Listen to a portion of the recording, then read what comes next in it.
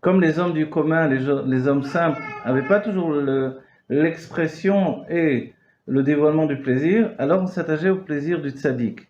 C'est toujours ce qui est en cours dans la chassidoute de Pologne. Et puis dans la chassidoute Chabad, le rabbi nous donne les moyens, donc tous les rabbim depuis l'Admorazaken, de construire par la compréhension un plaisir dans le service de Dieu qui est un plaisir qui me fait aller de l'avant, qui me donne d'être non pas juste quelqu'un qui subit la Torah, mais qui participe à la Torah. De la même manière, selon la Chassidut Chabad, on doit comprendre le mivné, la construction de la Torah, de manière à pouvoir ensuite être actif. Voilà. Et c'est dans ces notions-là qu'on est soit mashpia, soit mekabel. Il y a un grand secret dans les lettres également du Aleph Bet.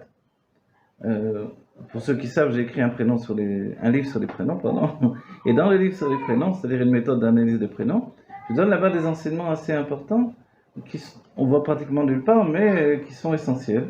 C'est le fait qu'il y a des lettres masculines et des lettres féminines. Et dans la notion de masculin et féminin, c'est qu'une lettre masculine influence la personnalité, c'est-à-dire que moi-même j'influence sur les autres et sur la fusion entre mon âme et le corps. Et puis les lettres féminines, elles reçoivent l'influence de l'extérieur.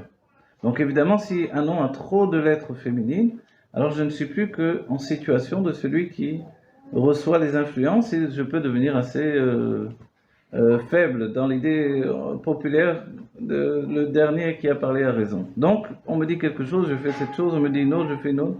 Évidemment, je suis plutôt méboulbal, plutôt désarçonné au niveau de ma logique personnelle. Donc pour atteindre une logique personnelle, je dois avoir ma propre recherche humaine. Ce qui identifie justement les chassidim de l'Admorazaken, c'est cette recherche personnelle dans le service de Dieu, dans la compréhension de la Torah, dans l'établissement en fait d'un édifice même de compréhension. N'oubliez pas que l'une des grandes nouveautés de la Torah, de Matan Torah, ça a été de nous donner de correspondre à la Torah elle-même.